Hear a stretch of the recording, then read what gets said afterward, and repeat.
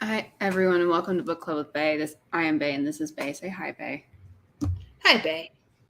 And today we're talking about Soul Taken, the 13th book in the Mercy Thompson series by Patricia Briggs. Yes, and I hope it's not the last, but last I heard she'd only been contracted for 13 books. So on our website, there's already a 14th announced. So, Excellent. Hold on. I was going to say this can't be how it ends. Yeah, no, no. It's unresolved. Everything's unresolved still. Mercy number 14 is 2023. Alpha and Omega number 7 is 2024, according to her website. Okay, well maybe it'll be. Oh damn it! Give me. So we don't have to deal with Sam drama just yet. Well, it could be the next Mercy book that is the Sam book. Then I thought Alpha and Omega was next. Okay, so let's back up a step. We'll do, I guess, like ratings and maybe like impressions first. I think ratings and impressions is like, or maybe like impressions is a better way to do it because we've like changed. We've been doing Mercy books for a long time. So maybe impressions is a better way to do it. Sure.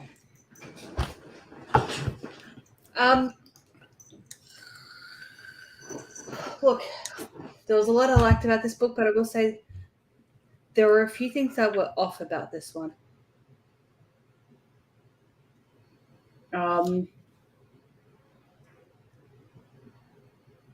Like the pace, there was stuff about the pacing that was weird about this book. So it definitely did feel like a Mercy book, but it was off. I don't exactly know. It was a Mercy versus vampire. It was like, you know, when like they're trying to act human and they're like almost get there, but then there's something just off about them because they're not actually breathing or whatever it is. That's what this book was. Yeah, there was something just slightly off about. Well, how they came to the conclusion that it was Bonorata, I'm like, where the fuck did this come from? I've got no idea. That I still don't know where. I don't know if I missed it though. That's one of the things I want to talk to you about. We'll get into this. But I'll just for your sake. They knew it was Bonorata because Z knew that it was Bonorata the first time. Yeah, but no one else knew. But Z just said it's Bonorata. I don't fucking know. But the rest of them were like, yeah, it is. Obviously, it's Bonorata. I'm like, but why? Yeah, that's fair. I don't fucking know. Like, nothing led up. Like, there were a few random mentions of him, right? And every single time his name was mentioned up until, like, it actually being determined, yes, it was him. I'm just like, there is no reason to just be randomly bringing Bonorata up right now. Like, it wasn't. Normally, everything in her books just. Puzzle pieces all fit together so perfectly by the end, right? And you can see, like, in the whole book is like just like filling out big chunks of the puzzle pieces, and then bam, they're all together, and it's one puzzle. Even though we're supposed to pretend for the first like 2/3 of the book that it's like 5 puzzles, but they're all parts of the same one. Whereas this one, it just wasn't seamlessly done. It was like she was just trying to it felt like she was trying to shoehorn him in. Yeah. Hi, in the Addie. early part of the book. Addie's a big girl job, but hi. Hello. Yeah, it was. So I liked it better than Soul Taken. And look, I liked the story. Sorry, I interrupted. Yeah, I liked it better than Soul Taken and Storm Cursed. Soul Taken I liked mostly. Cursed. Huh? I said there was a lot about Storm Cursed you didn't like. So I'm mostly like witch books I just don't like. I just, for whatever reason, I don't know why. Also, the reason why I wasn't a big fan of Wild Sign. Nothing really wrong with the book, because I reread Storm Cursed recently, and there's a lot about it I do like. It's just that I don't find myself giving a crap about the villain because there's nothing like iconic, I guess. Like, Because with like the Fae, you can do so much to make them memorable and like different, but with the witches, it's just like a different, you know. And I'm like, I don't know. There's only so many flavors of like, you know. I don't know. It's just something that like I don't care about, but it doesn't mean like the book is not bad. The book is good.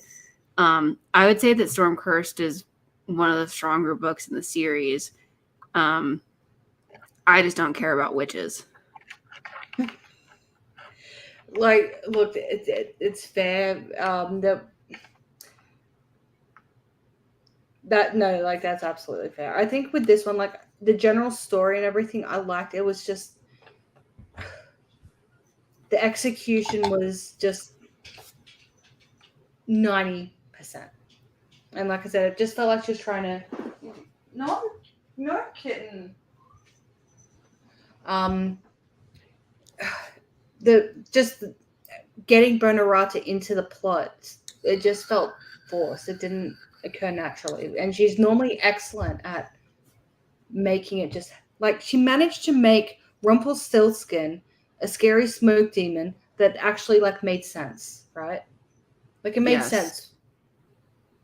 Whereas Bonorata, who we already know is a villain, he's a bad guy, and like his motivation, sure, I buy his motivation and everything. He's just like, well, fuck you, because can you stop? Thank you. Sorry, the cat is scratching at the glass cabinet. Like I buy his motivation, all that, but just getting from what's happening, who could the bad guy be, to well, obviously it's Bonorata. It just didn't make sense.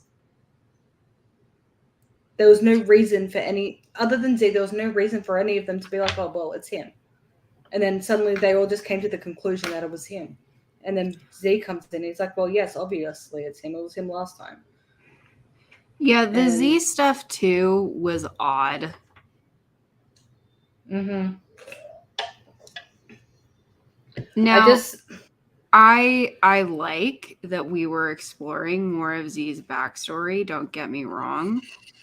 I'm just not digging the way in which we did it, I guess.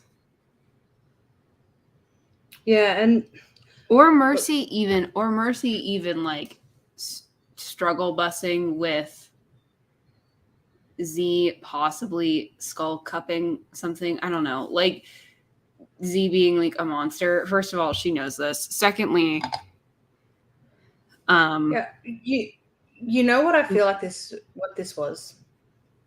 For whatever reason, it felt like this book, like for whatever reason, Patty couldn't write for 6 months, and then she had the general idea of what she wanted to do, and she had a deadline, and she just did what she could. Yeah, and that's a quarter of the time she was supposed to have.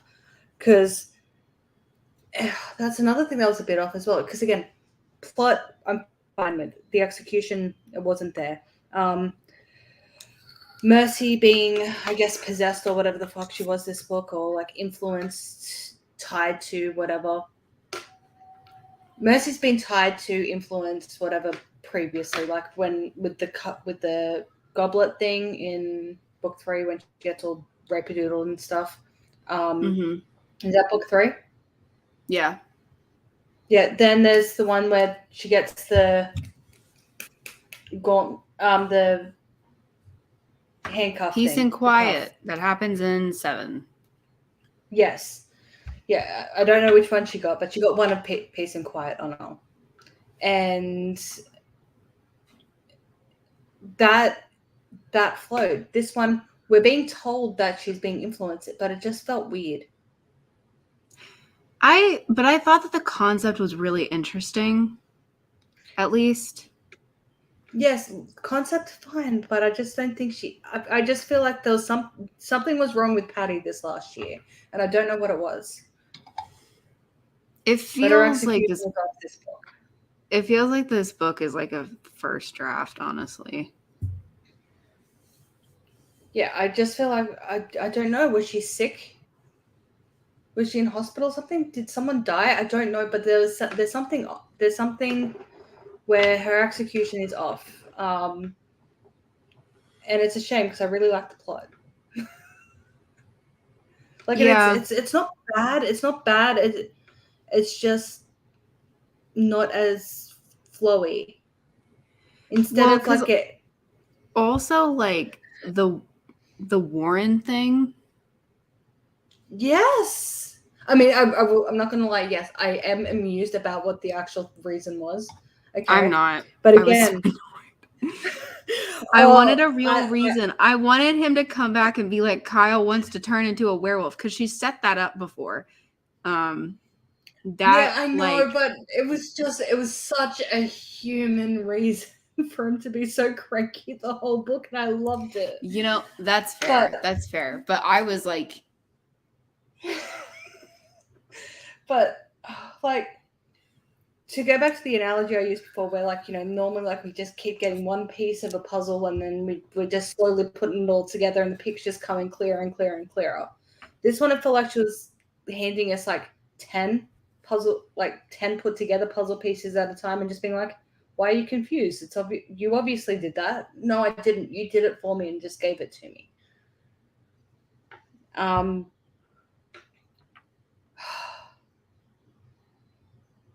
Yeah, I don't know. I don't know. All right, well, let's back up a few steps, and we will. Yes. And I also still don't understand the significance of the freaking belt thing. I don't get it either. I have no idea what the fuck was up with that. I have no idea what's going on. Magic belt. Like, I don't get it. I don't get it. Okay, so let's back up a few steps, and let's go over some characters, because that's how we do. So Mercy is a coyote shapeshifter. She calls herself a skinwalker. She's not a skinwalker. Is she still calling herself a walker, not a skinwalker? A walker. But in the first book, she likens herself to a skinwalker. We have 13 books of characters to cover real quick. So we're just going to go over all the things. So she's not a skinwalker. Like, that's different. She just turns into a coyote. She's the daughter of the coyote, the Native American avatar. Yes. She's his, I was going to say his half daughter, but that doesn't make any sense. She's his daughter. She's half his daughter, half human.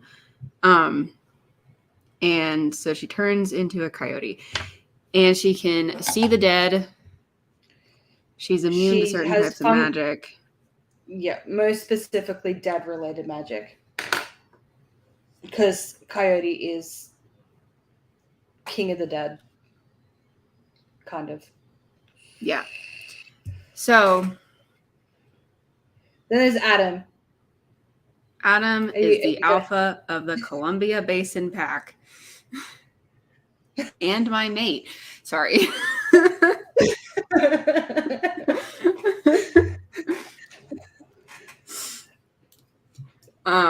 So wait, yeah, I'm sorry. I just need to pause for a second, because it just occurred to me just the ridiculousness of Mercy's name. Like, you can tell she was named by like some groupie 18-year-old, Mercedes Athena. Yes. Like, they're just really clashy names. I know. That was all. But so Adam is the alpha of the werewolf pack, Mercy's husband. Yeah. He has a daughter who is now really hot. 18.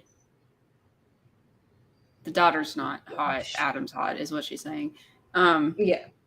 Yeah. But yeah, Jesse, she's like 18 now. A freshman in college. Yes. Also, can we talk about the weirdness of Tad dating Jesse's friend a little bit? Like, it's a little. Yeah. When the fuck did that happen? Because also, I could understand it more as well, apparently, if they'd started dating after he started being her bodyguard at school, right? But the circumstances that led up to him being her bodyguard was because he was dating her best friend. Which is odd. I don't know. That was weird too. But also, that was a weird thing. How the fuck old is Tad? He's like 22. Okay, I guess it's not that. Because he's been in college. He was in college. He just left for college in the first book, and it's only been 4 years. 4 years. So he's like 20, 21, 22. It's not weird for him to date an 18-year-old. Okay. It's fine. Well, it's hard for me to keep up with how the fuck, because like the ages don't matter for the adults, but for the kids, I'm like, they're still aging. Like it's he's not old enough to have graduated college yet, because he left college, but I think he would still be in college had he not left college. So I think it's been 3 years. Wait, you know what? I think we're in year 4. There's a timeline. Patty has a timeline. Yes, honestly, and yeah, she gets all the. Okay, so we're in year 3. Year 1 starts with Mooncold, and we're in year 3. So Tad is 2021. Oh, okay. I thought he was older. For some reason, I thought it had been more time than that. It's because it's been so many books over so many years. Yeah.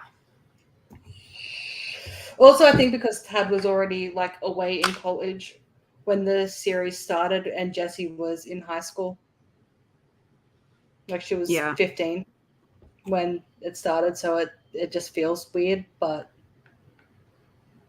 it's not weird for a 21-year-old to date an 18-year-old. It's fine. But then again, I was like, but then again, my brain is like, so in 6 books, after like we're in like year 5 or 6, I mildly ship Jessie with Ben. Like, don't at me. When Jessie's an adult, okay. Oh, when she can drink, I only want the best for Ben. I only want the best for Ben. I don't know what the best looks like for him. Oh my god, can you imagine if Mercy and Adam have a baby girl together and Ben becomes Mercy's son-in-law? And what, I'm not like talking Jacob style? Sense. No, okay.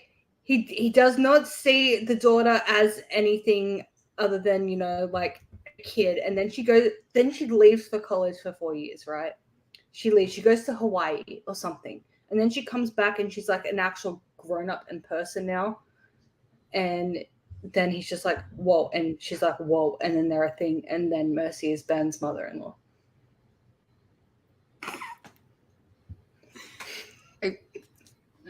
Yeah, sure.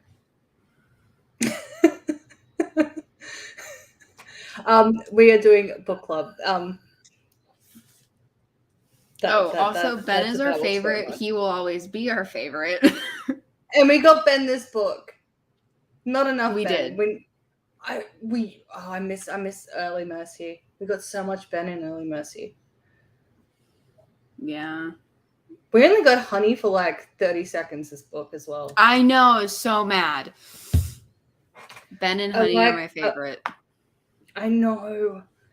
Honestly, if we could just like eliminate all Mary Jo scenes. Yeah, why does Mary Jo get so much screen time? I don't care about Mary Jo. I don't know. No one gives a shit about Mary Jo.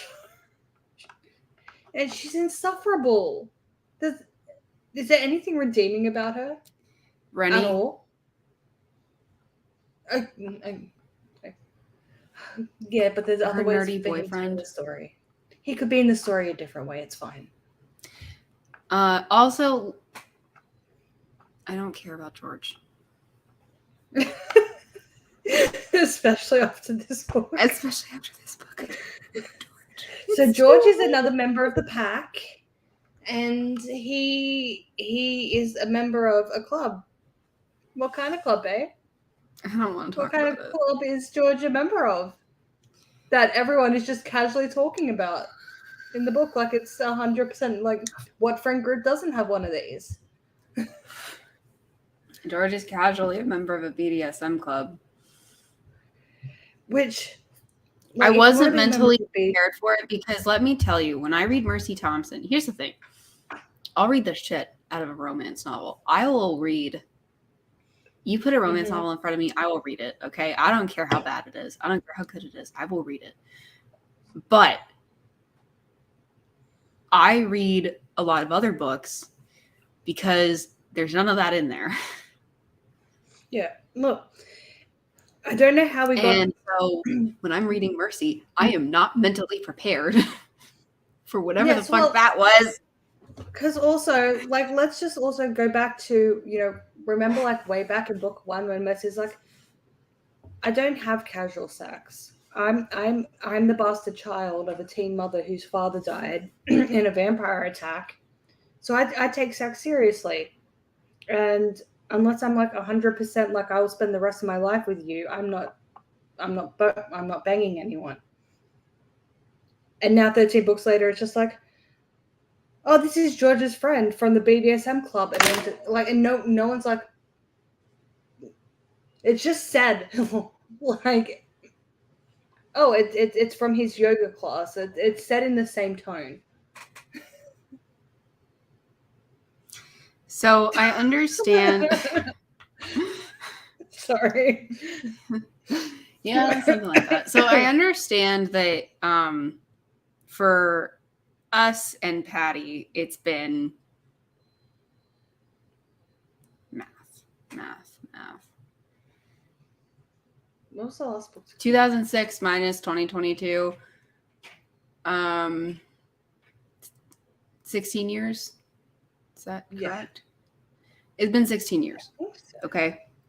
But it's not been 16 years for Mercy. No, it's been 3. Not even 3. We're only in year 3.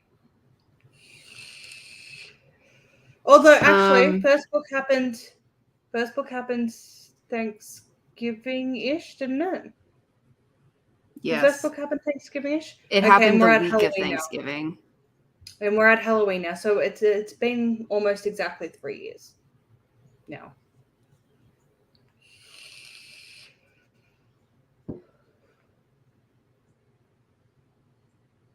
I just sorry. It snuck up on us, and I was confused as well. And then they kept bringing it up. Well, like I said, my theory was that someone pulled her aside and was like, Patty, you know that PM ourselves. We need more raunch. And she said, okay. And then, like, the Fae took the letter of the request, but not the spirit of it, and was like, more raunch you want, more raunch you shall receive. Here's George and some old lady. And I was like, the mental image. I cannot. Yeah, so, okay, I just found where it's mentioned, right? And this is just how casually it gets brought up. And again, keeping in mind, too, Mercy Thompson is not really a book where, like, first of all, sex is, like, never in-depth described. No. And it's also just not a series where... He loved me all night long, and then that's it. Yeah. And Nudge. Ugh. Nudge oh my God, the Nudge. Can we just... And also, apparently, if one of them says Nudge, the other one literally has to bang. That's the rules. That's the rules. She's like, Nudge. The Nudge thing wasn't... banging. You're concussed. And she's like, Nudge. And he's like, well, now I don't have a choice. I guess I shall bang you. Oh my God, I cannot handle the Nudge thing. But anyway, but yeah, so keeping in mind, this is not a series where we just talk about sex. Like, this is it just doesn't happen. So this was, like, so jarring. Yeah, because it's like, sorry. Gina's been in the Tri-Cities for about 2 weeks, George said. We met at my club. George's club was where he joined other people who practiced BDSM. Gina didn't look like my idea of someone who belonged to a BDSM group, but I didn't look like most people's idea of a mechanic either. And that's it. That's it. It just went... And then there was a bit later where it's like, I didn't think BDSM would attract the faint of heart. And I'm just like, I don't understand where this came from. I was just like, I was so... And then it got weird again. Because, like, when George is, like, pinning her down so Z can clean her feet. Because that's a moment, too. Oh, my God. she's like, my wrists weren't even sore, though George had to hold me hard. The fine balance must have been some skill he'd learned as a police officer or as a BDSM participant. And I'm like, why? Why do we have to keep bringing it up? This is not something that gets discussed just in casual conversation amongst friends that are not part of it. It's not a casual conversation thing. It's weird. And like, are we prudes? Is this how the young folk talk nowadays? No, genuinely, like, I don't want to know. I don't want to know people's sexual shit. I don't need to know like what gets anybody's rocks off. Like, it's none of my goddamn business. And again, if the precedent had been set, where I guess like they do, like everyone's kind of aware of each other's sex life, right? Because it's a wolf pack; they're all linked. Adam and Mercy's sex life is very well known amongst the pack, especially like if they bang, the whole pack's happy. It's weird. But also, can we just real quick? That did not have to be a thing. Like, that didn't have to be a thing. Like, maybe like their relationship status, sure. Like if they're fighting, then like everyone's kind of on edge because like the two highest ranking people in the pack are like at odds with each other. I understand that. But like, and this book explicitly spells it out. They bang in the shower to make the pack happy.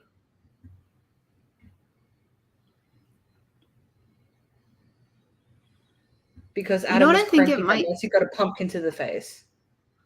You know what I think it might be? I think it might be a case of over-explaining some shit. I don't know what was going on. Like, I'm genuinely serious right now. Did something bad happen in Patty's life this last year? Because this book was a little bit clunky.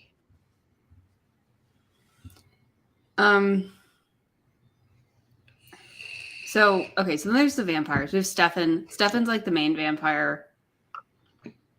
Stefan's been Mercy's friend for a long time. This book. But it's important. Stefan's the main vampire. Then you have the mistress of the vampire seeds, Marcelia. And now he's not. Yeah. Yeah, Stefan hasn't been. He hasn't been fun since his sheep got killed. I miss Stefan. Depressing since then. You know what I'm kind of feeling right now?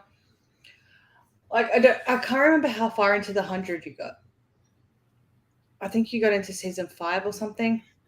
I got into season 5 and then I like rage quit because I was like, I'm gonna wait till it ends, and then if I find out that Bellamy and Clark get together, then I'll watch the rest of it. And then they didn't, and then I didn't watch the rest of it because I was like, nope. Yeah. So, does it help at all that they're married in real life? No, I knew that, and no, it doesn't. Okay. Because it makes their on-screen chemistry that much better, and that makes it worse. Do you know how it ends, right? I forget. She shoots him over the most pointless thing and kills him. Yeah, that would have been. That's nothing because he was right. I'm not gonna lie, I rage quit. I got up and I walked out. I'm like, nope, I'm not doing this anymore. Fuck this shit. And Stixie was like, just come, we've got 2 more episodes to go. I'm like, no, I'm done.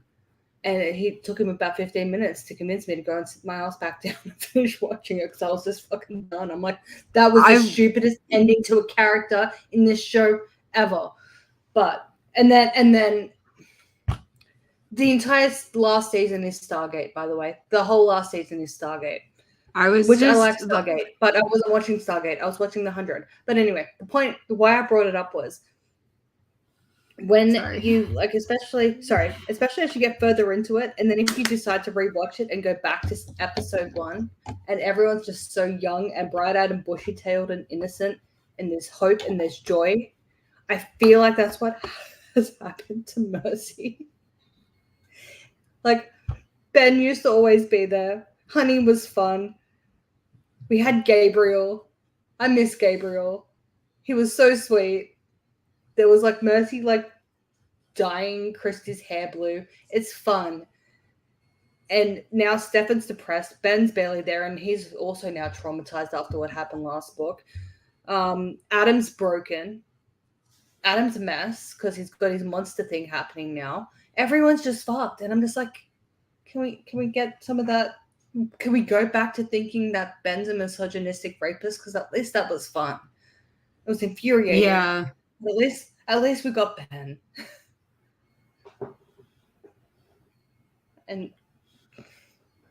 And Kyle, at least give us a bit more Kyle. Give us something. Give us some joy, please.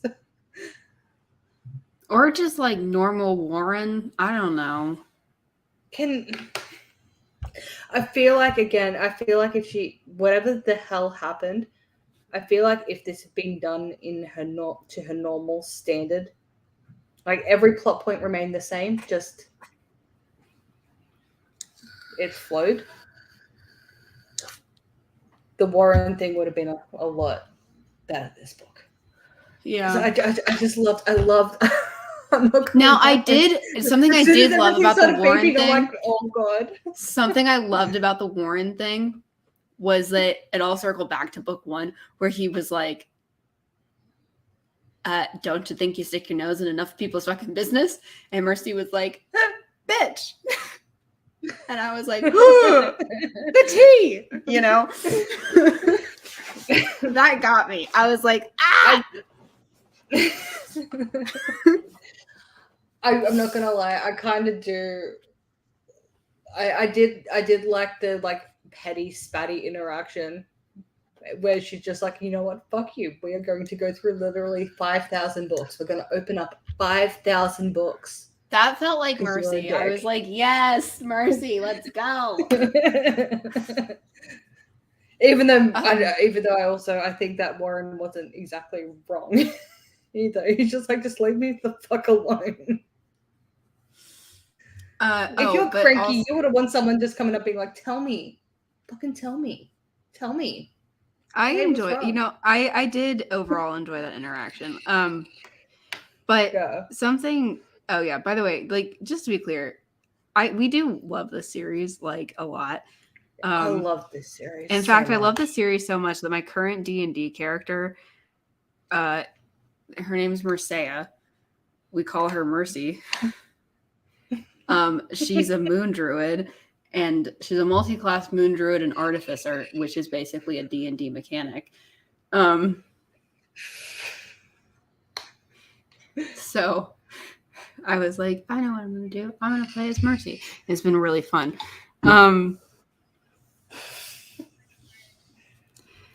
So just to be clear, and I will say, for all the problems with this book, I would still rate it higher than Revermont. No matter how many, it's gotten more tolerable the more I've listened to it, but it's still my least favorite.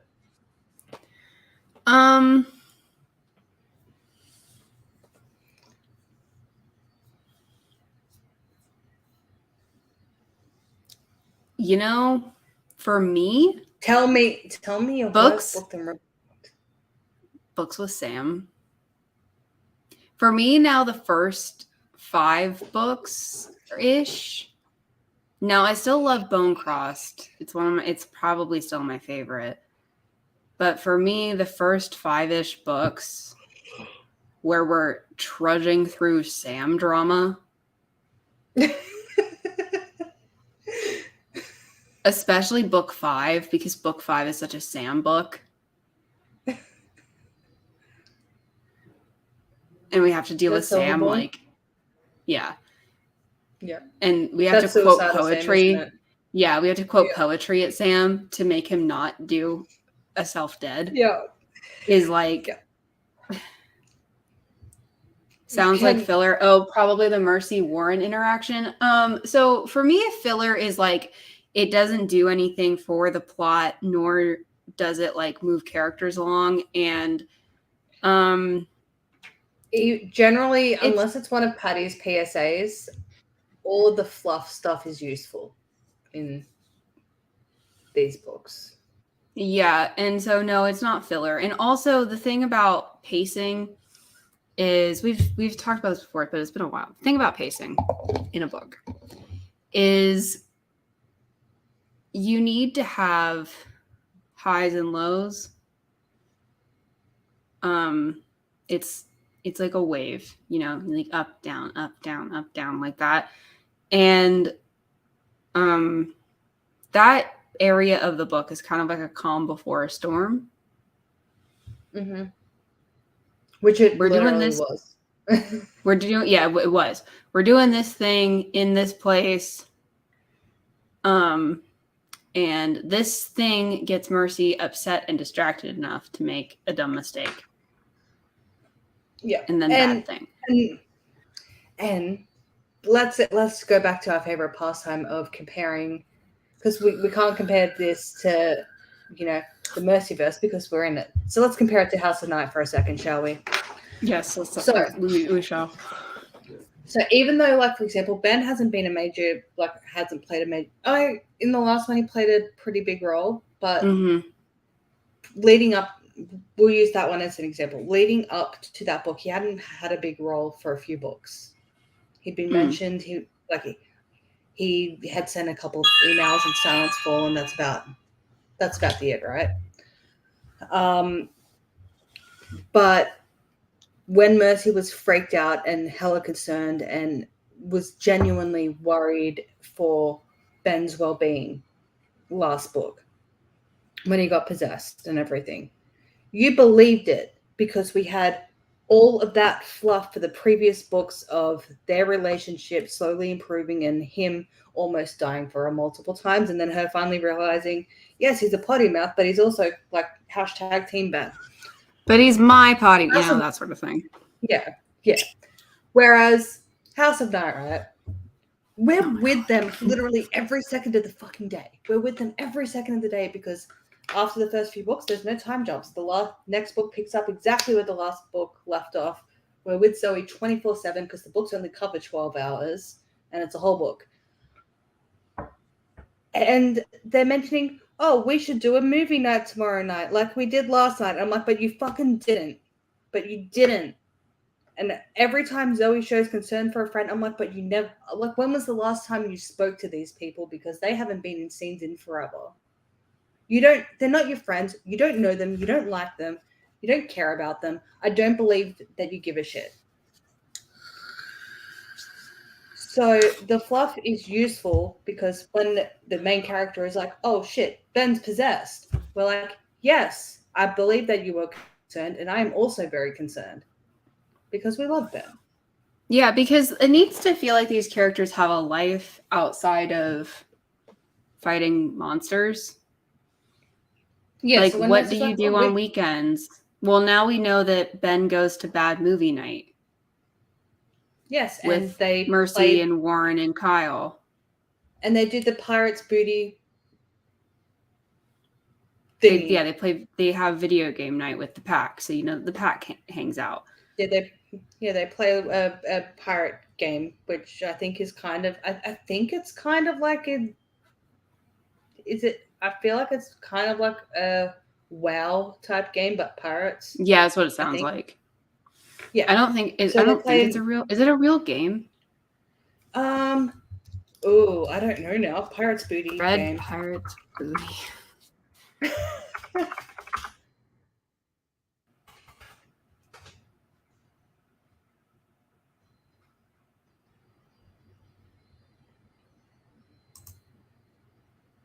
I don't.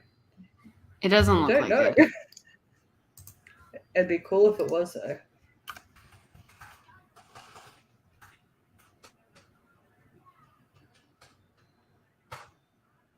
It looks like it's not. The Dread Pirates Booty 4. Let's look that up. I did. It doesn't look like it's a thing. Okay. Yeah. No, first thing that popped up was Patricia Briggs, Frostburn, Chapter 1.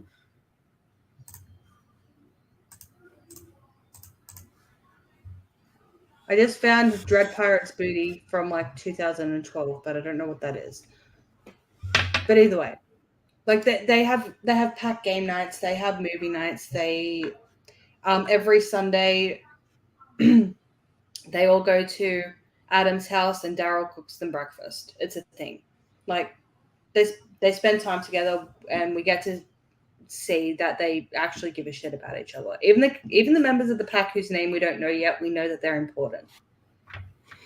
Right, because, and that's the thing is, like, it's not just about on-screen filler. It's about making sure that you understand that off-screen shit is happening too.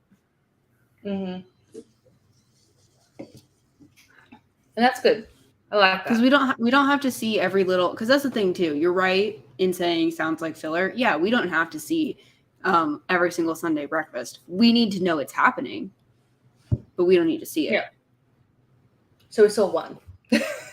We've only ever seen one, but we know what happens. And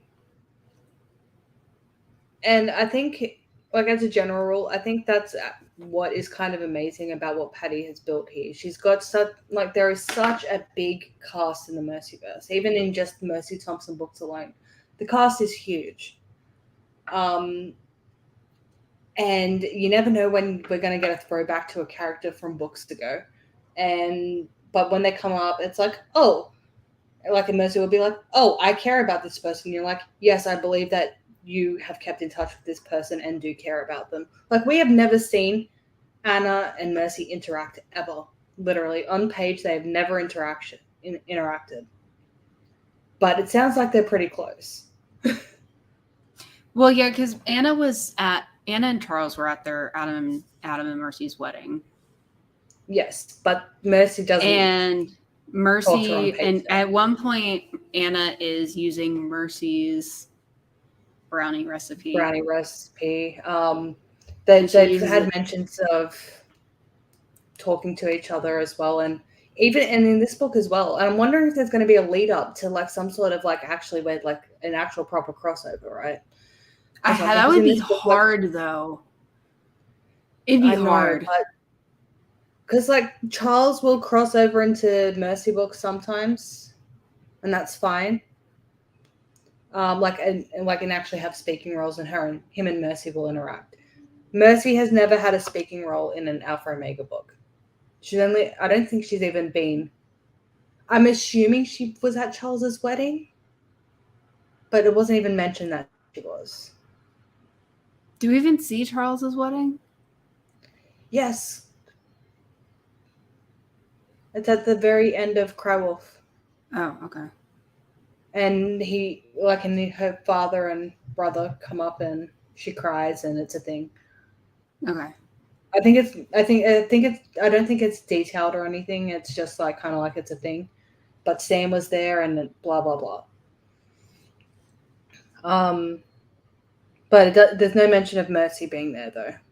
But I'm just guessing she was, because like, why wouldn't she be? Yeah, that makes sense. But I believe they have a relationship, and it sounds like it's a very, very friendly, ongoing one, because something happens in this book, and I can't remember what it was, but Mercy's immediate thought was, I should ask Anna. Like, so it sounds like that. So they talk enough for her to just have that thought. Yeah. Oh, we need to talk about Sherwood. Yes, that's what. Yeah, what do you think about that? Okay. Let me just walk you through it. So we have the first chapter. We have chapter 1 where she gets hit in the head with a pumpkin. She gets hit in the face with a pumpkin. And I remember thinking chapter 1. Sorry, I just want to go chronologically for this because I was so excited. So, before I forget as well, because I wanted to say this at the very, very beginning, and then I forgot. But Sherwood, we need to remember Sherwood. So what was so jarring about the beginning of chapter 1 is the book picks up immediately after she's been hit in the face with a pumpkin, but we're not told she's hit in the face with a pumpkin. And that's fine, because that's okay. Because a lot of books will start mid-scene, and you kind of just like, wait, what? Where are we? And it's a way to suck you in. But usually you find out pretty quickly where you're at and what's happening. But you know how books will have within a chapter like the little like squiggly line or whatever it is that shows like a transition within a chapter. We didn't find out that she got hit in the face with a pumpkin until the end of the second thing. So it was first block of text, little transition squiggle, and then second block of text, and then the line before the next transition squiggle was what was the actual line that we find out how she got hurt?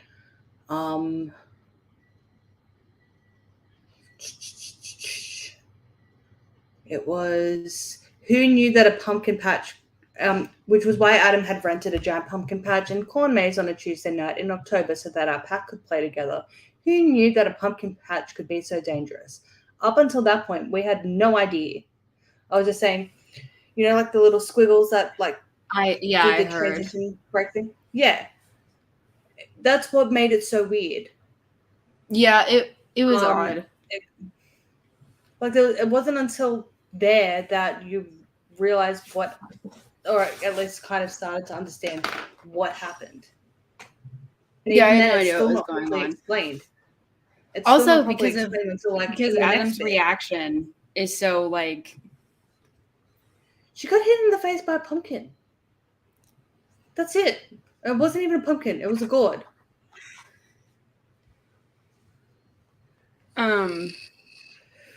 But I just remember thinking like that this was such an awkward chapter 1. Yeah. But then we transitioned into chapter 2. Oh yeah. And in chapter 2, it's like, okay, Zach, who is the submissive wolf in the pack. Yeah. And so Zach has to stay behind, and so does Sherwood. And Mercy's really freaked out about something, and we're like, "What the fuck is wrong?" And we're like, "Yeah, what the fuck's going on, man?" And and we have to stay behind because it turns out Adam didn't tell Mercy, and I'm like, "Ooh, what didn't he tell Mercy?" He didn't tell Mercy that Sherwood knows who the heck he is, and because Sherwood is a wolf that. An old wolf that is missing half his leg and can't remember who he is. And the Morocco's like, okay, well, I guess you can be Sherwood post then. Now fuck off to Adam. And he's like, okay, I'll fuck off to Adam. And that's all we know.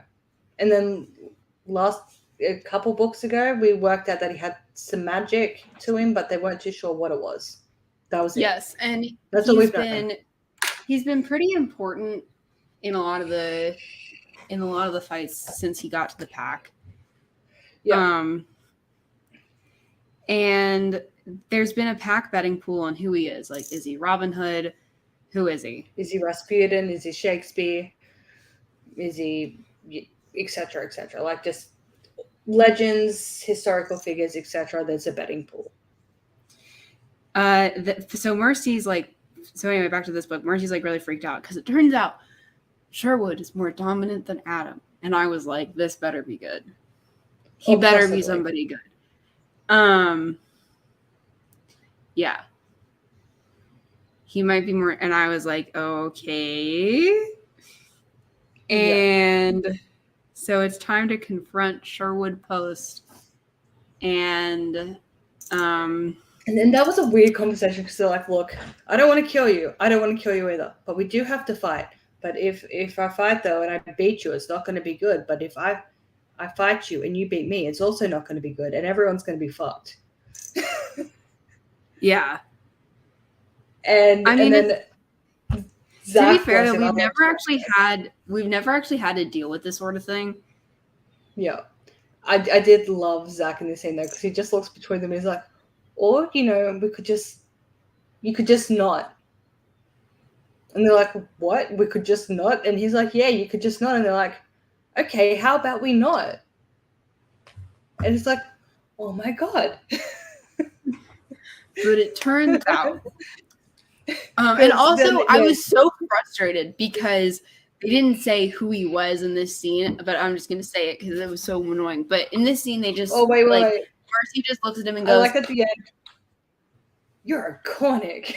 Yeah, Mercy's like, oh, hell, you're a Cornick. And I was like, which was the best thing it could have been, honestly. Because if it had been something like Robin Hood, it would have been so underwhelming. But it being an in-universe legend was so much better. I was so excited. Because it was funny. Because I don't think she actually says that to him though. I think she just thinks it. I can't remember. No, she says it. No, because then she says it to Adam later. Oh, okay. She tells Adam separately, so she must have just thought it. So like, but we got to experience it. Because it looks like Bran had done some sort of like glamoring or something. Because Bran obviously has the magic, and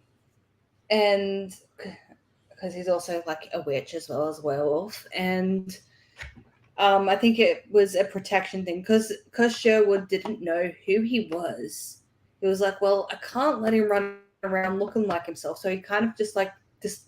He still looks like him, but he doesn't. Like I don't know if it was just his eyes were a different color or if he just didn't notice and stuff like that. Yeah, so there was just things about him and she's like, he has a neck tattoo. Yeah, have his eyes always been hazel? I don't know, type thing. And then there was more to it as well because she's just looking and she's like, there's something. And then he had a facial expression that reminded her of Samuel, and she's like, oh, no. Yeah. I got so excited, but it turns out because she talks to Samuel, and she figures out that this is Bran's brother. Tell me. Yeah. She's like, tell me. He's like, no. And she's like, tell me. He's like, fine. It's Star's brother. I freaked out. I was so excited. I was like, I was so excited. So had Mercy and Samuel worked out, he would have been Unky Sherwood. Yeah, Unky Sherwood. We still don't know his fucking name, but no, we don't. I imagine he's probably still just going to be Sherwood, though. He doesn't seem like the kind that'll reclaim his name. Which is fine, but still, I was so excited. Oh, but Charles and Sam have an Unky. But we also find out as well. It's cute. What? I liked it.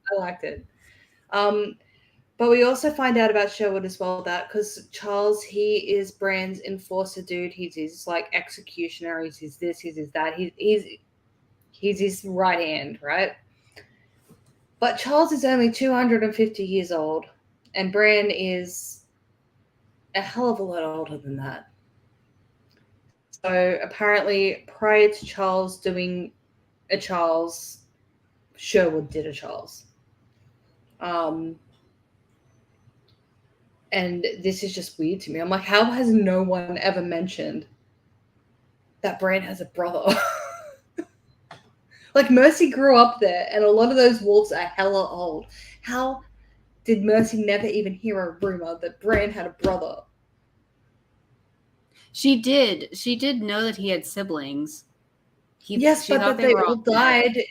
They all died freeing Ariana. Yeah, I don't know. I don't care though. I'm okay with this. I'm fine with it.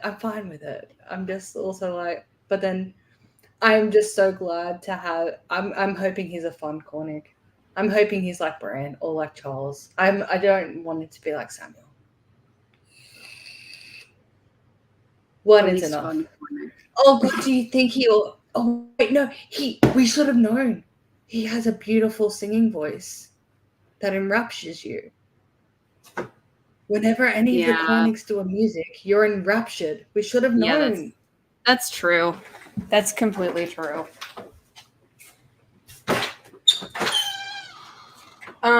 We haven't said anything about the plot or the villain. We haven't even. It's kind of Wolf, but kind of not.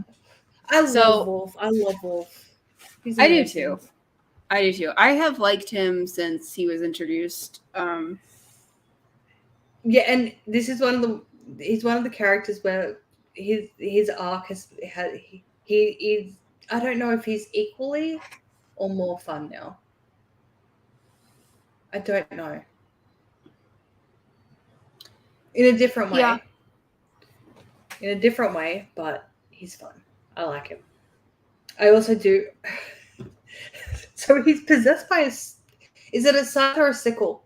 It's Because I kept arguing. I can't remember which one it was. Okay, it's a sickle. It's a sickle. It's a short one, so okay. It's a sickle.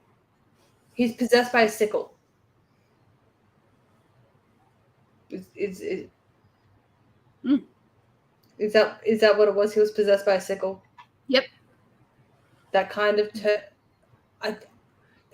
turned him into. I guess the sickle is the origin of the legend of the Grim Reaper carrying a sickle. I think that's the point of it. I think that's the lore. Well, the Grim Reaper carries a scythe.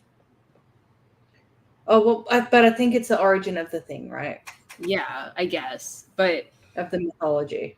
It's kind of a Grim Reaper book, without being a Grim Reaper book. Especially, I think because also he's dressed in black and shit the whole book as well. Because like when she first sees him holding it, she's like, I didn't need to see his face. I didn't need to see his face in the shadows under the thing to know who it was. Yeah.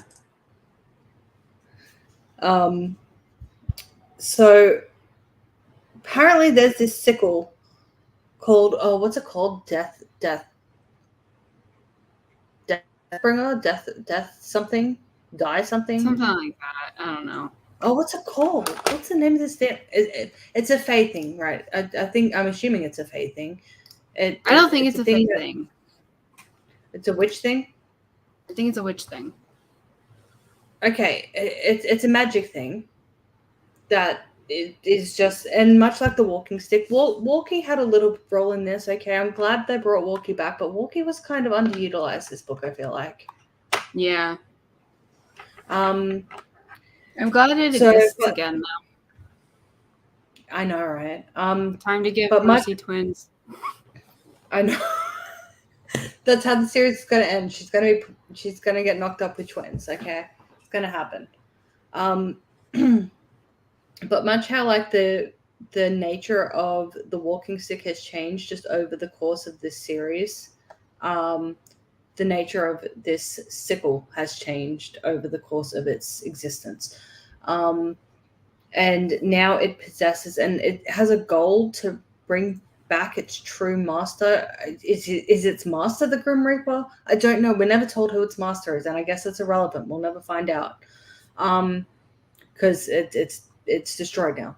But it needs to kill things that are magic, but not too magic, because I don't know why. And then Mercy, it decides that Mercy will be the key because she is daughter of Coyote and it's a thing. And it's like, we must get Mercy. And so Wolf's like, Wolf as the possessed sickle person is like the harvester. Harvester? Yeah.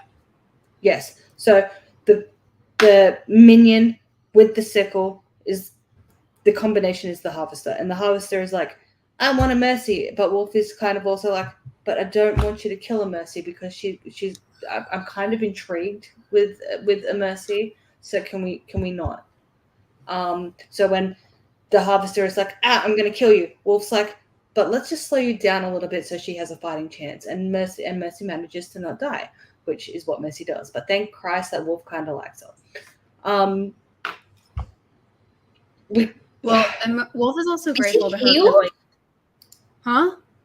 Is he healed? Is he weird again? I get the impression that he is temporarily maybe not weird. I think he was getting weird again. But then she did the be at peace thing again, which gave him the strength to drop the sickle. Yeah. And he's like, be gone, sickle. And it's like, okay, fine, I guess. But then the thing with Stefan at the end, though, was weird because he's like, be very careful or whatever it was. And Wolf's like, let's get him back to home. And so I'm like, I don't know. Is Wolf about to kill everyone? I don't know. I don't know where Wolf is at the moment. Yeah, I don't know. And Mercy's like, are you going to start stalking me again? He's like, we'll see. And he leaves, and I don't know where he's at, but he's fun. And I don't know what's going to happen with him, and he excites me. Yeah. I like Wolf. Yeah, I do too. There's also a thing with like spider eggs and feet. I don't know. Like, oh, yeah, her hands and feet get impregnated with spider fae. Too much. Could not. Nope. And I think part of the weirdness of that, again, is the clunkiness of the writing of this book. It just everything. It just feels a little bit disconnected. And then there was that random Adam POV scene, just one.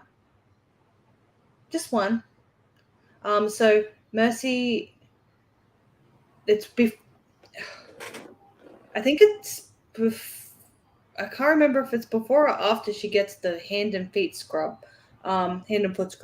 But her and Z then go on a quest to a cemetery and stuff, and we're watching it from Adam's point of view instead of being with Mercy. And then we go back to Mercy, and they're like, "So something weird's right? Yeah, something's weird. Okay, I'm glad we established that something's weird." And then that was it.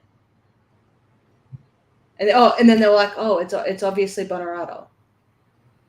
Yeah, it was weird because the other times that we have been in Adam's head have been in book 7 and book 10, and both times either Adam was kidnapped or Mercy was kidnapped, and the time in book 7 that Adam was kidnapped, we were in Adam's head because Adam was the one getting himself out of being kidnapped.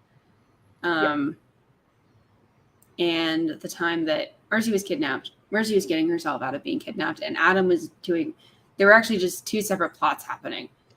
Yeah, and the only time we've got into Adam's head was because there was no way for Mercy to be able to tell us what was happening because they were separate.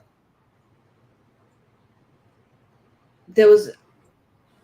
It just felt out of place in this one. And the other time it happened in book 7 was when Mercy was being influenced by peace and quiet, and so was too drugged up to tell us what was going on. Yes, there was also that. Because the second that she was better, we were just back with Mercy. Yeah. Yeah. It felt weird, this book. Yeah, I was like, why? But I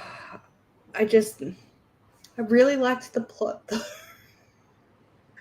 just wish it was spent on better. I think you're right. Like, maybe not first draft. I think it feels like kind of like a second draft before it's gone to any sort of editor or anything.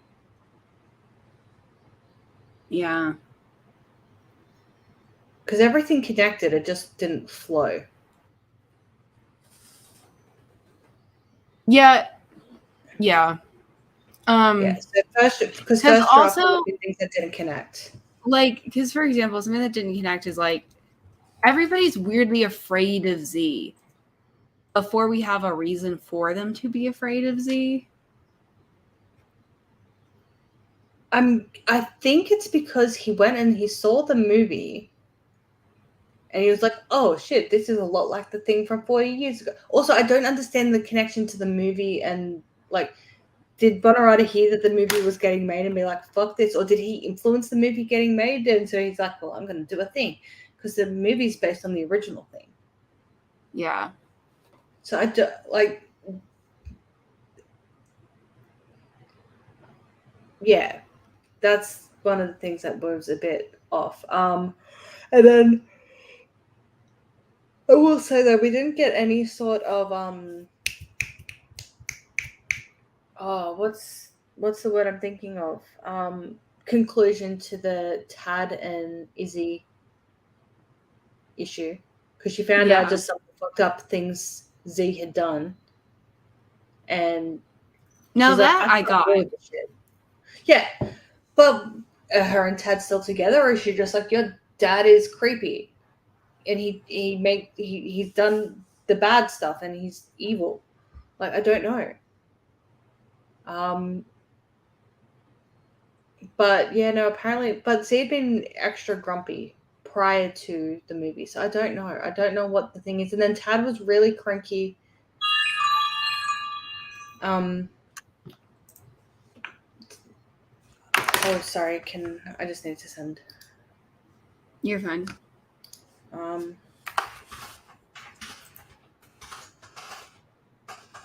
Okay.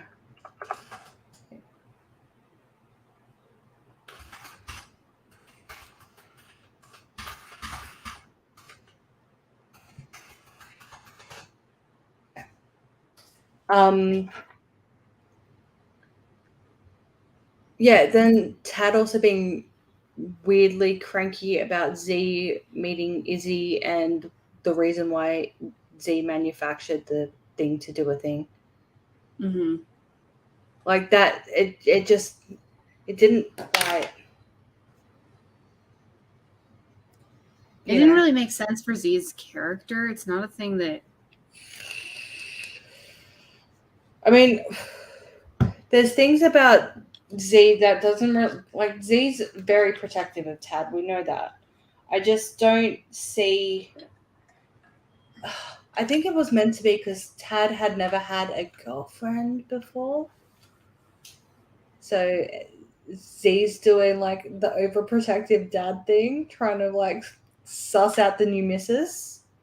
I might buy that if Tad was a girl. But I think, again, I think it was the execution of it.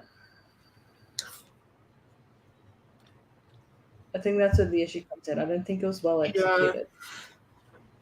And also, though, you could have kind of cut that out and more had it be like, Izzy just finds out.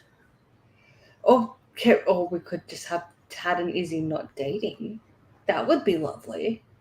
Because how are him and Jesse going to get together? You think that's Endgame?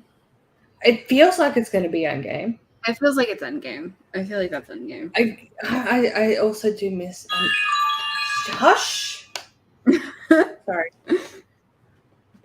That feels like Endgame. I do miss Gabriel, though. Well, yeah, because Gabriel became Jesse's boyfriend. Unfortunately. I know.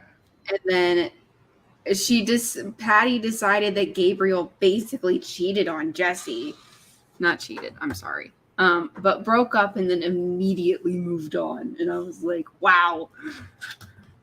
Even though they and look, I think they were together for what, like a year or something? Yeah. Year and a half? Which, when you're a teenager, that's a long fucking time. That's a long time. But also, they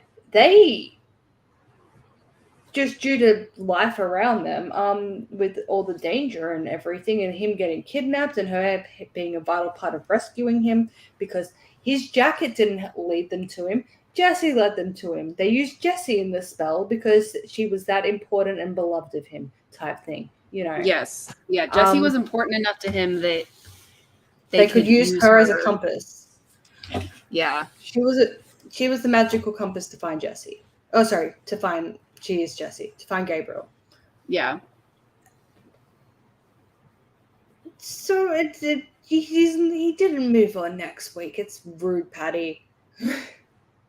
I will say though, there's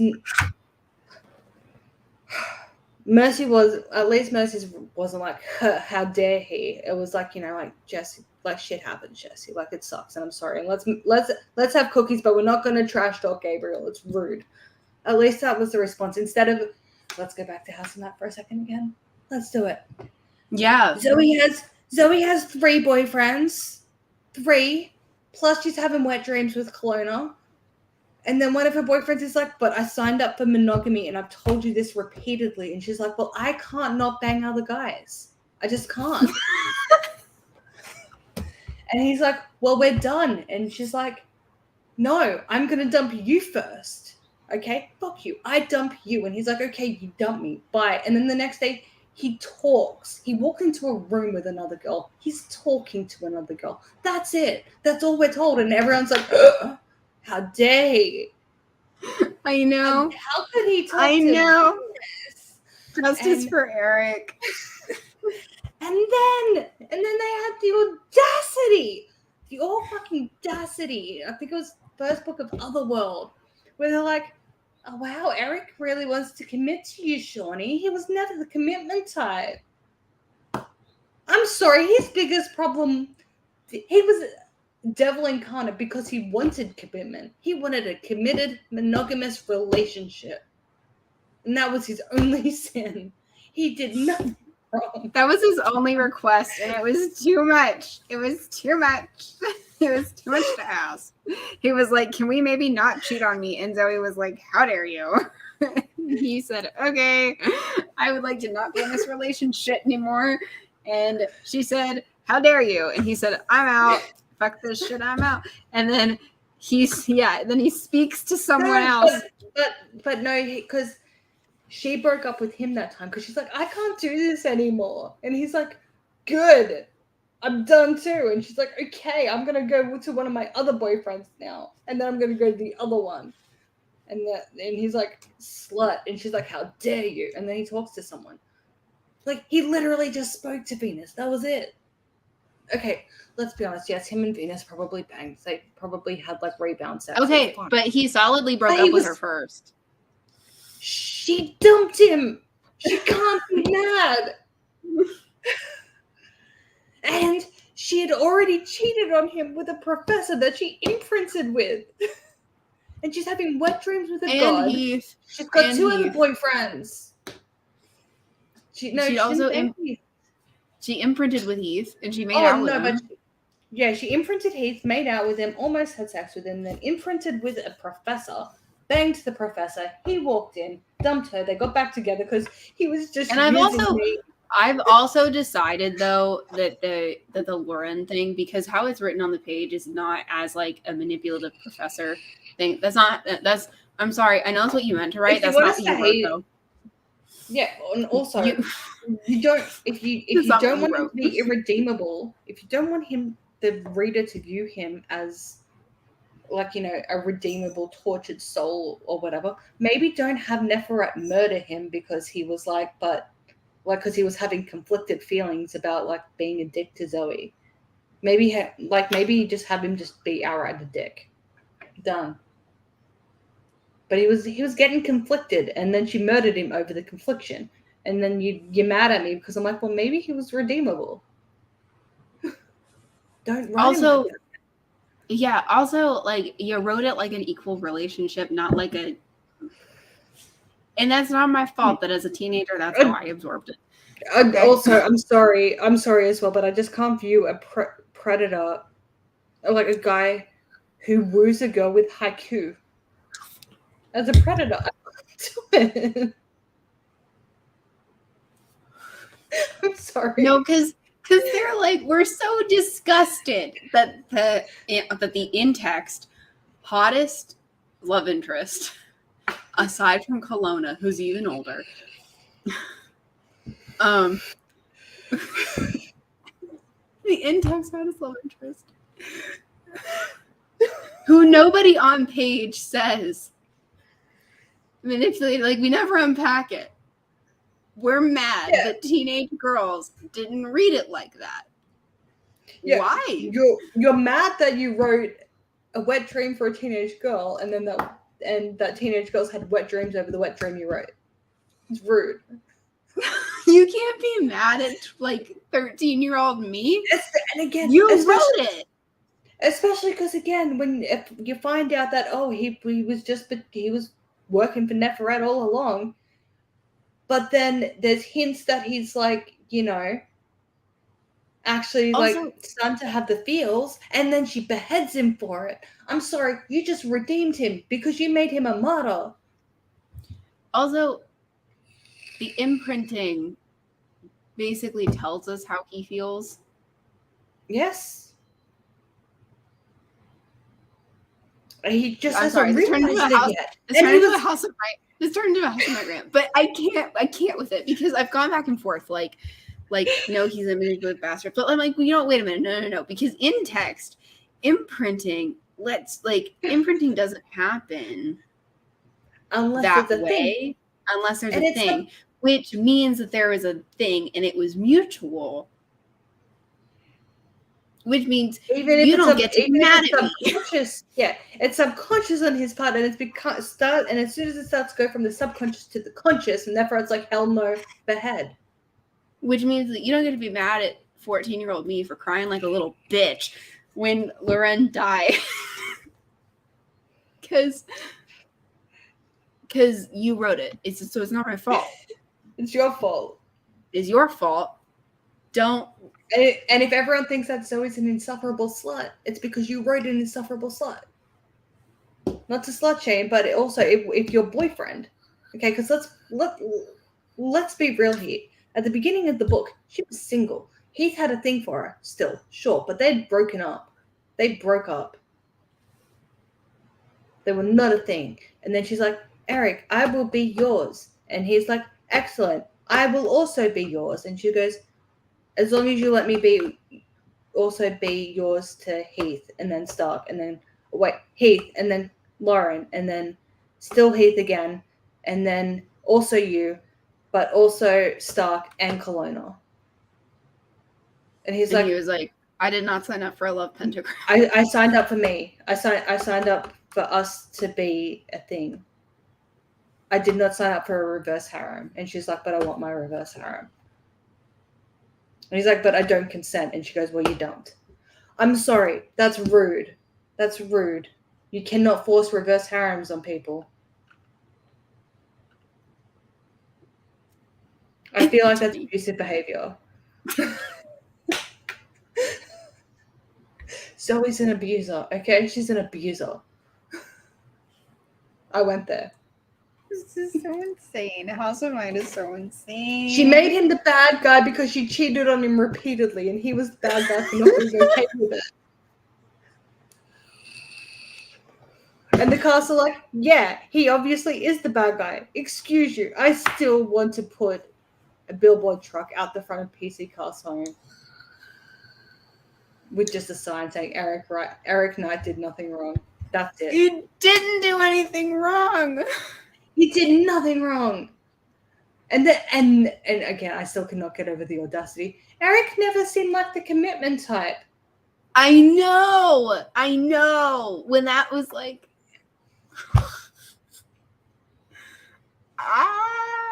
yeah, he was never the commitment type. I'm sorry, I don't know which book you read. But that was his flaw. That was why he was a bad guy, because he was a commitment. He was committed to monogamy. And Shawnee hasn't appeared to want to bang 5 other guys in the span of a month, which is nice. It shouldn't be a relationship goal, but unfortunately for Eric, Zoe made it a relationship goal that his girlfriend doesn't want to bang 5 other guys. But also, what the heck happened to Erin? Like, why did we do that to her? Yeah, that was the other weird thing, right? All the villainesses, there we go. Managed to say it right. The villainesses of the series, and actually the villains in general, the bad guys, even if you're a bull, very sexual, like over the top, like they're masturbating in public and like rubbing themselves up everywhere and like having sex in a fountain, and it's weird, right? And fucking a bull. So sex means you're evil unless you're Zoe. And then it's chaste and innocent, even though you're doing it with 5 different people throughout. Although, like, because we're in Zoe's head, we know that she thinks that everybody's a slut. But it's so weird that, like, and you can, but it's such projection. Because also, like, I'm sorry, this is just a House of Night right now, but like, I have to, like, so, because like with Aphrodite, Aphrodite on screen, she's rubbing herself up in like the first book. At the sound ritual. Sure, but actually engaging in sex, she's only having coital relations with people that she is in a committed relationship with. Yeah, so she gives Eric a blowy in the first book, right? They were a long-term couple prior to breaking up, and it was a thing. And they were at least sure they were in a place where you could stumble across them. But Zoe heard them, right, and she went looking for them. She had to go around multiple corners and go behind a pillar to see them. Yes. Zoe banged Lauren in the middle of a fucking room that was unlocked, that anyone could just walk into, which is how she got busted, because someone just opened the door unawares. But she sees the lead up to Aphrodite doing a blowy, and she's like, Aphrodite's such a slut. And then when Aphrodite gets with Darius, she's like, Aphrodite's such a slut. She's gonna break Darius's heart. I'm like, why? Because her and her boyfriend or ex-boyfriend or whatever, her and someone else that she had been in a committed relationship with had sexual interactions. We know that Aphrodite's had sex with 2 people, and both of them were committed people. Zoe fucked her professor on the floor.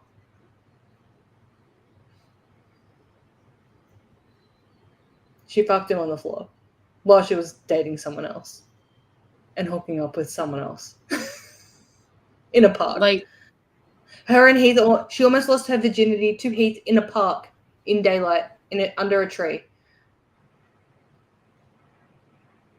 And the only thing that stopped it is because 2 guys were like, yeah, baby, you ride that cowboy. And she's like, how dare you? And that was it.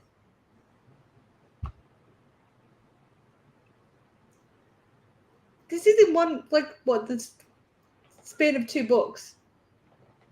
How many times did she cheat on Eric in the first book? How many times did she cheat on him in the second one? But the cheating's not her fault, because he was just using me. He never actually loved me. And it's like...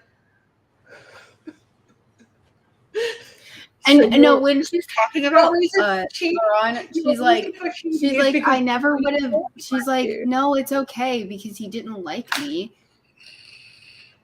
Yeah, I never would have sucked his dick if I had known that he was. If I had known that the haikus were fake haikus, turns out there were 8 syllables instead of 7, so it wasn't real.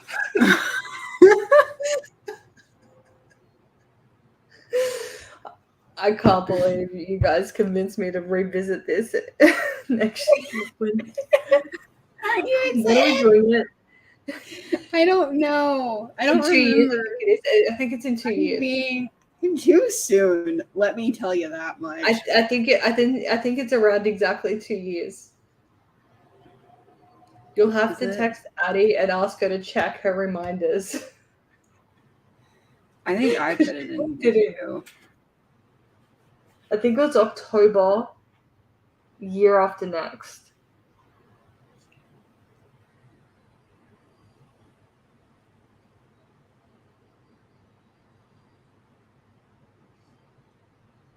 So 2024.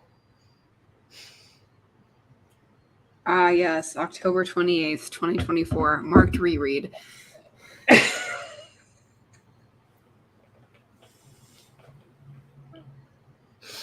You know, that's a little farther away. I'm going to have even less patience.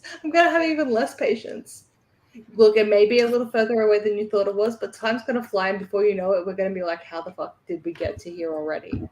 Dude, how did this happen? That's going to be a year after I get married. I might be, like, pregnant. That's going to be a whole fucking... that's like a lifetime away. I hope the 2 of you go into labor while we are reading House of Nine books. Dude, it's possible. It's completely possible. And I hope it's violent. I like, not like, you know, like, oh, I could be in labor, lol.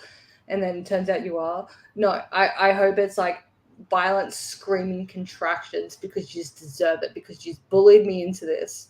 It'll be fun. I'm going to have even less patience. Okay, I'm going to have, as time goes on, I get less and less patience. I'm going to, it'll be so fun. Don't worry, it'll be great. We're gonna have to set aside like 4-hour blocks per stream so we can all just scream into maybe to like make it less painful, we can we're going if we're gonna do it, we have to do it properly. No, we have to do it properly, okay? Luckily the books are short to read, so we can just like we can shorten the time. We can do like 2 or 3 in a week if we've got the time to, okay? Like if we've got the schedule freedom. We're gonna have to pre-plan it. Like we're gonna have to just book it all in. At least the novellas are short. Just a few months of insanity. Leading up to Christmas. Merry fucking Christmas. Have a House of Night rant. I can't do it. But you bullied me. When you guys are upset and hate yourselves for choosing this, I'm just gonna be like, look, I was outvoted. I voted against this. I mean, you know, it was fine. How did we? I just remembered how we got onto House of Night. It was because at least Patty didn't make Gabriel a bad guy. Yeah. It was just like, I know it feels bad for him, but also like it was a high school relationship and I know it sucks, but it's done. So at least it was that. I don't know. So is it actually over or is it actually done? Like, what is what actually done? House of Night. What's Legacy? I don't know because they want to do a Sylvia Redbird book or series or something. Like fucking kill me. Can you imagine?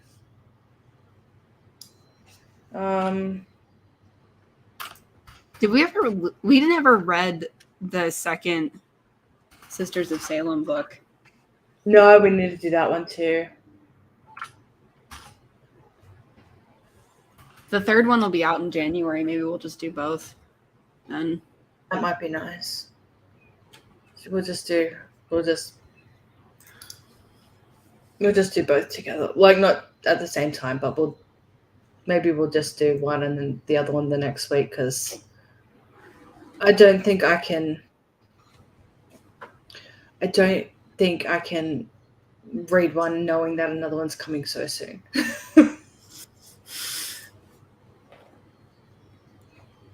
I don't. Oh my goodness. I will. You know what though? Look, I'm not the biggest fan of like book banning, right? Like I think it's gross in general to like do like sense. But yeah, Henderson Junior High School in Stephenville. Yeah, Stephenville, Texas. Bans the entire House of Night series from its libraries, including the books that had yet to be written for sexual content and nudity. I mean, to be fair, it is a junior high though. Okay, I'm okay for a book containing nudity and sometimes rather graphic sexual stuff for a young adult series. That's true. I'm okay with that actually getting banned from like a junior high school, which because what grades is Texas? No, high school grades.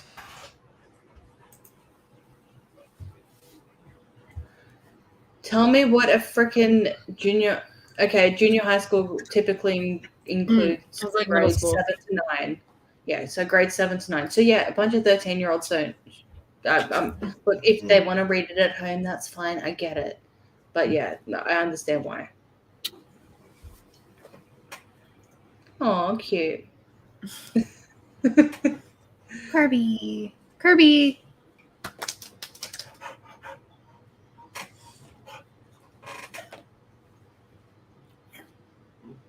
Yeah, boy. Do we have anything else to say about Salt? I don't know. Like, I just wish it wasn't so clunky. That's it. That's my biggest But thing. Overall, it's good, and I'll reread it a lot. Like I'm actually probably going to want to reread it because I'll probably be able to actually understand what's happening more. Yeah. Each time I read it, because the the clunkiness Mercy is books, a bit. or one of the series I reread all the time. It's a comfort series. And reread it. I'm not gonna lie.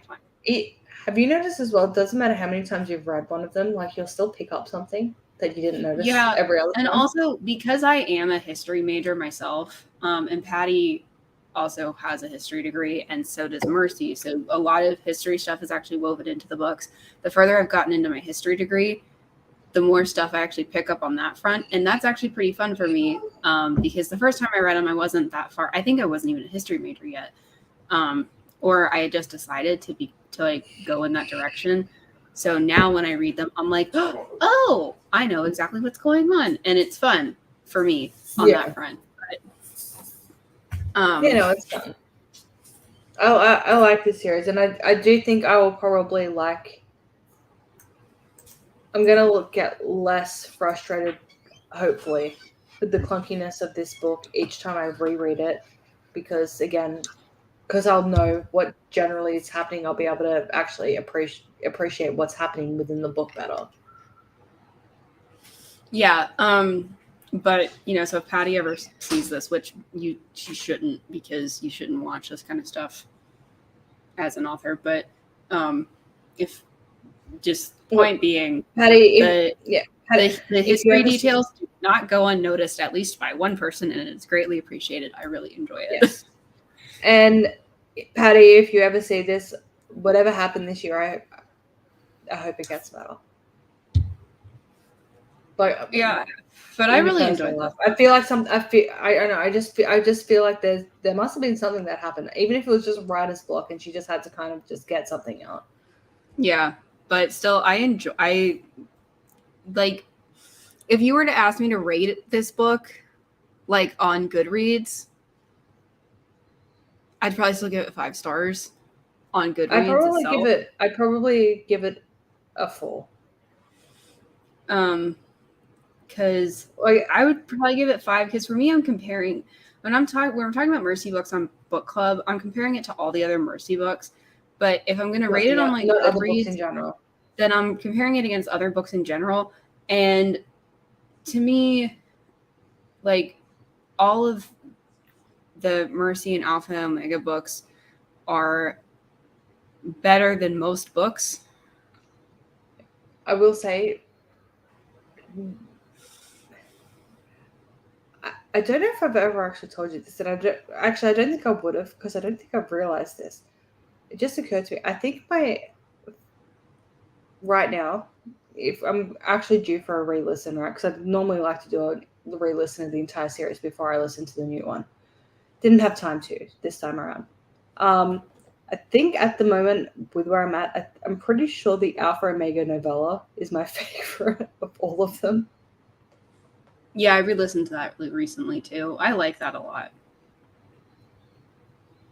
I think it's just fun. It's fun. It is fun. And it's also short and sweet and to the point. But it also, like, because something I like to do, I just find it fun, is going to things I like and looking at 1-star reviews. I also, if I'm deciding if I want to read something, I don't read 5-star reviews. I read 1-star reviews, because that tells me whether or not I'm going to like something more than 5-star reviews do. I don't know why. It just does. Well, there's a lot of sorry. A lot of the 5, especially like let's go with Jenny, for example.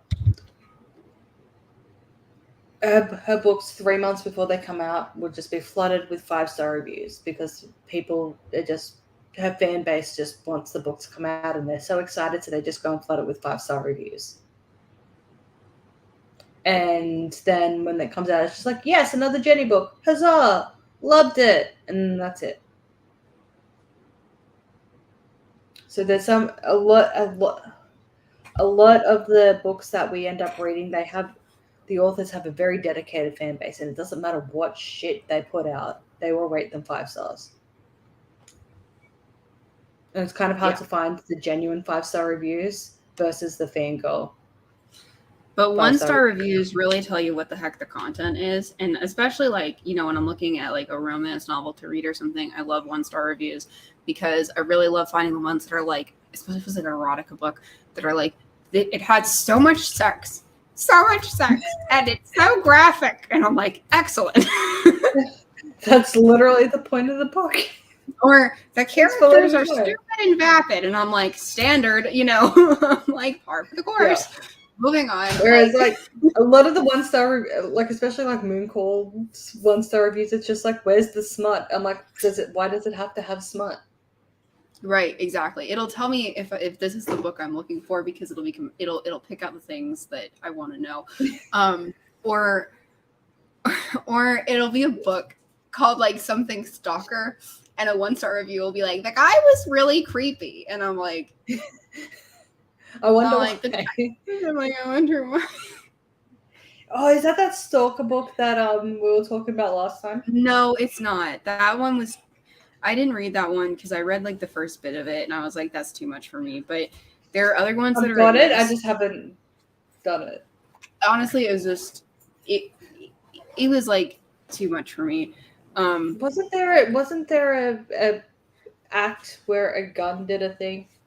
Yes, I think so. I think that's what Addie said, but I prefer I prefer my stuff I prefer my stuff more goofy than that. Yeah. Like the haunted vagina. Yes. No, not like that. I'm sorry, I just remembered that was a thing that we read. It is a thing that we read. I'm not gonna. And it was supposed to be absurd, and it succeeded.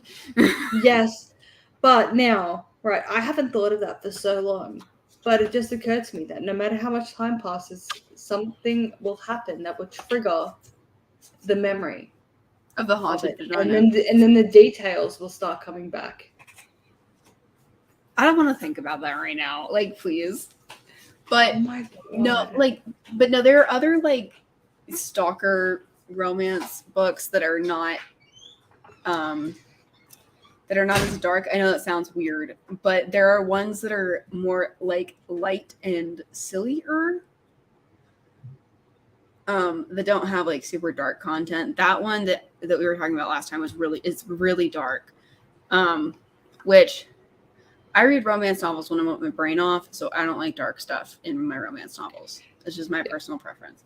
When I want dark stuff, I read books that don't have romance in them. Yeah, you do need to read. Well, and like I said, you'll have to actually physically read this one. I'm sorry, but you do need to read that published by the chapter wolf novel thing that I sent you. Oh yeah. Ago. I don't know what happened. I decided to because they just kept popping up on my Facebook feed, and I don't know why because I hadn't looked for novels. Now they pop up all the time because I clicked on one. But this one kept. I'm guessing because wolves, I guess. So it started popping up, and I clicked on one, and it sucked me in.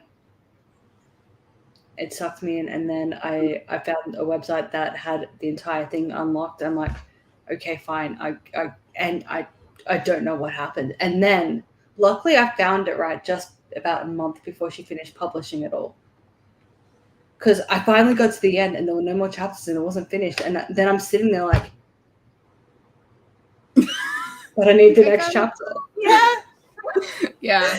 And it is so stupid. It's not good. Like she's got 2 prominent characters named Macy and Casey. Oh, that's awful. But yeah, no, I know. That's the thing though. I liken it to reality. I like reading romance novels to reality TV, and this is not to be disparaging at all. I liken them to reality TV in that it is great brain off food. Mm-hmm. I want to turn my brain off. I want to be entertained. And they do a great job of that.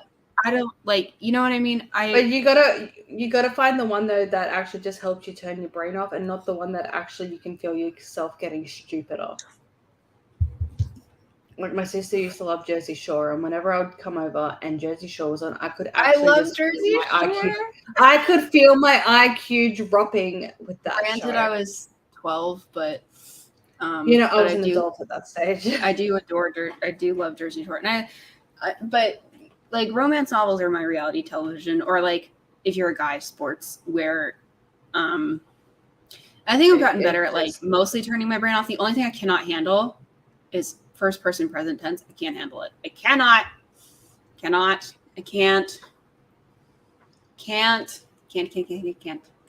No.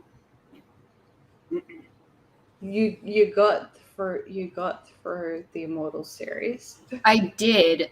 You get used to it after a minute, but I hate it. If I were king of the world, you would ban present tense. I would in a heartbeat. It would. What about like freedom of speech except for present tense? What about? Okay. What about present tense? Because present tense, second person almost never happens, right? Except usually when it does, it's present tense, and it's just like a little thing. It's like you walk into a room and a thing is happening, and it's like, okay, that's fine. Especially like second person is for D&D. Like, well, it also it works well as a short scene from like the killer's perspective or something, or whatever in like a thriller. It works. Yeah. Like it just in small snippets. In thriller novels works great for that. What about? And I don't think I've ever read this. Present tense third person. Is that even a thing? I don't know. I don't think I've ever read present tense. I don't think I've ever read that. But also no. But also like a whole book in present tense is not okay with me. And now I get that some people are like, well, but then I can't kill my character if it's. Yes, you can. Yes, you can. Their ghost is telling me. I don't give a fuck. Kill your character. In past tense. I don't give a shit. That's the only argument I've heard that's like slightly convincing, but I don't care. If you're writing in past tense, you can't kill your character. Bullshit. Make you kill my character. Why not? Okay. I was actually just checking. Divergent is written in present tense. Because now, spoiler alert for like a old as fuck book. Trish dies.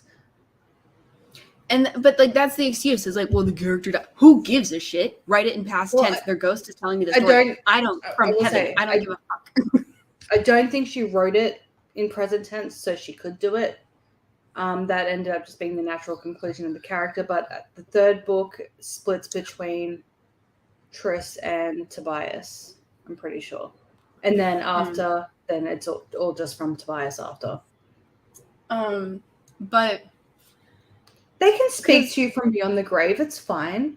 Yeah, exactly. And here's my other thing too. Like when you're writing in past tense, you're not just writing everything like I walked to the store, because how it works. This is a grammar lesson, BT dubs. This is how we do this. I walked to the store is the thing presently happening in the story. I walked to the store. I had been there before. That's the actual past tense. I walked to the store. I'd been there before, right? Because that's like past perfect, I think. Yeah, past perfect. That's actually what I was going to say. So past perfect is how we indicate a thing that's happened before the thing that is presently happening when we're writing in past tense. And then when we bring present tense into past tense, because this is a thing that we do, present tense can be used artfully to talk about things that still are. So a character's writing in first person. I walked to the store. I'd been there before. I don't like the color blue. Whatever.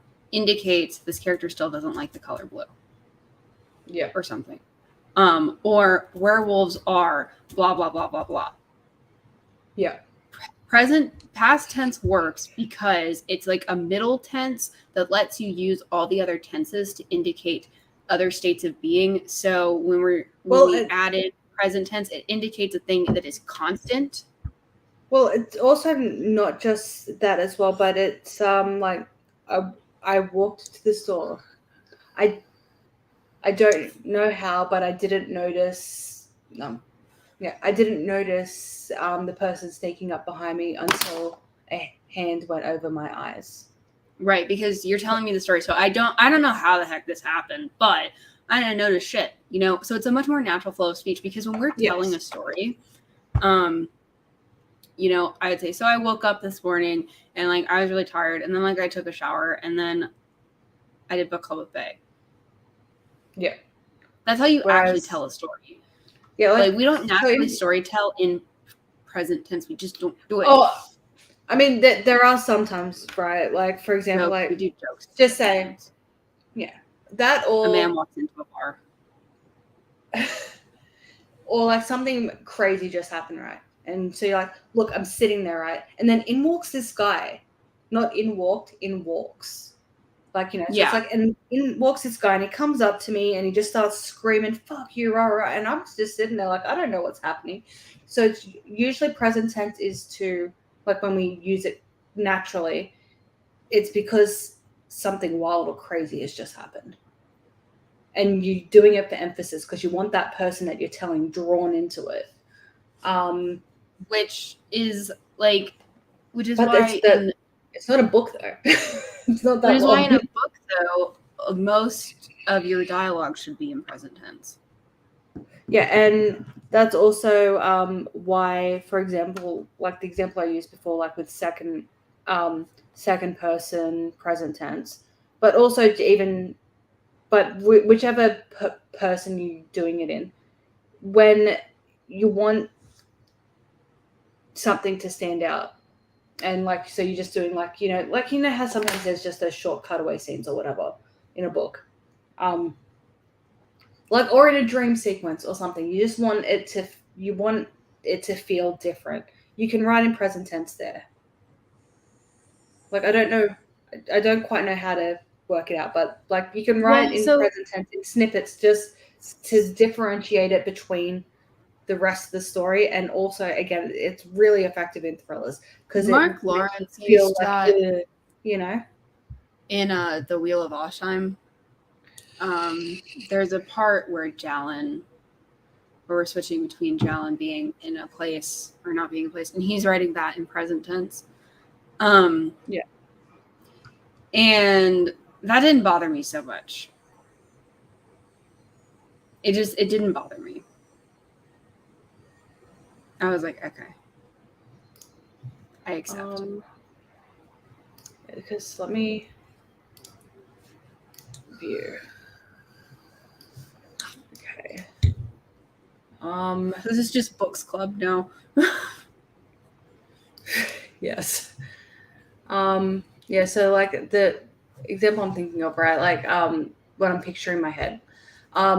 So it's the second book in a thriller mystery series, right? And this is how the book starts, and the whole thing is written in italics. So you also know that this is not the plot of the story. This is like connected to the story, but it's not the plot. It just starts with, her name is Darla Jean Carmichael, and she's your first. And I will say the audiobook narrator does a great job of this. But then you don't know that yet. What you know on this fine spring day is that it seems like even God himself has gone out of his way to make her look even more beautiful, and it turns out he ends up raping her and strangling her to death. And it's a whole thing. But the whole thing is just like, you follow her, she does a thing, how dare she, how could she do this to you, type thing.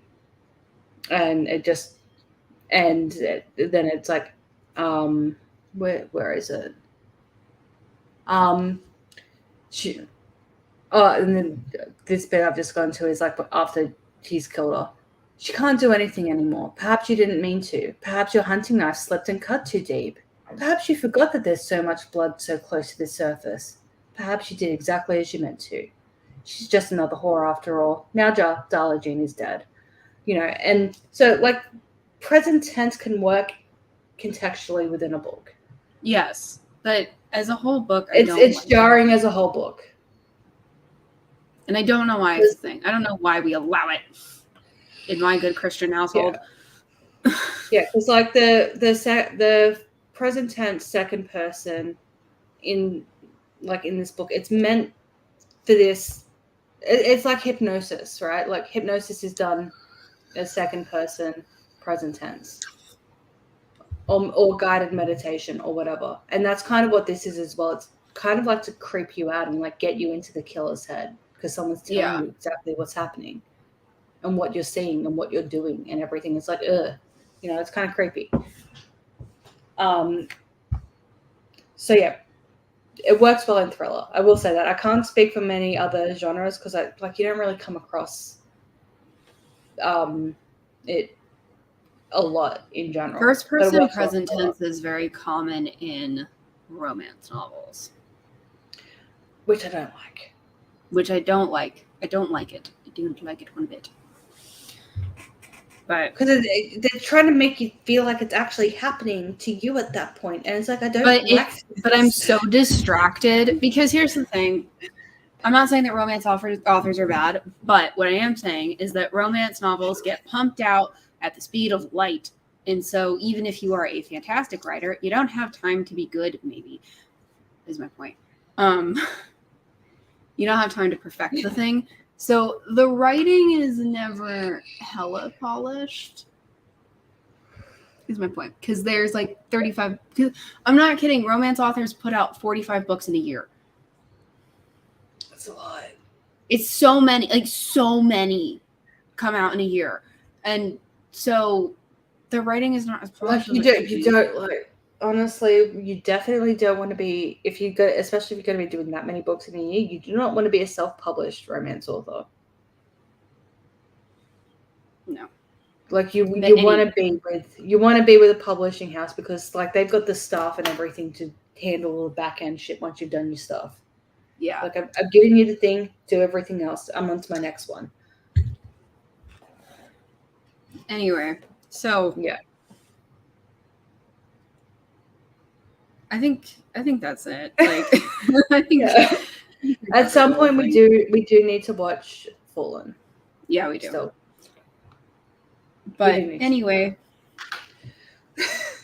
that is us. That is us. That is the thing.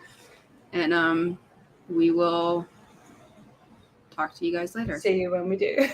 Yeah. Bye.